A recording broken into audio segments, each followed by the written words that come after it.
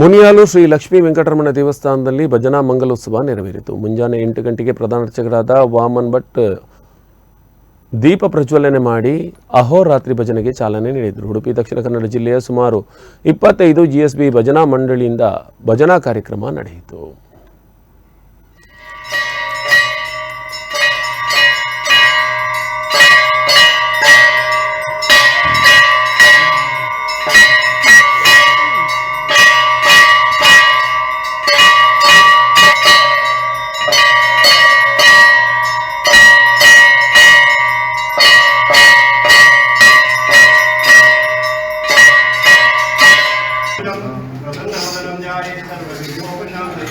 नारायणं नमस्कृत्य नरं चैव नरहरिये वासिष्ठाय नमो नमः। स्मरणमात्रेण जन्म दुर्भाग्यं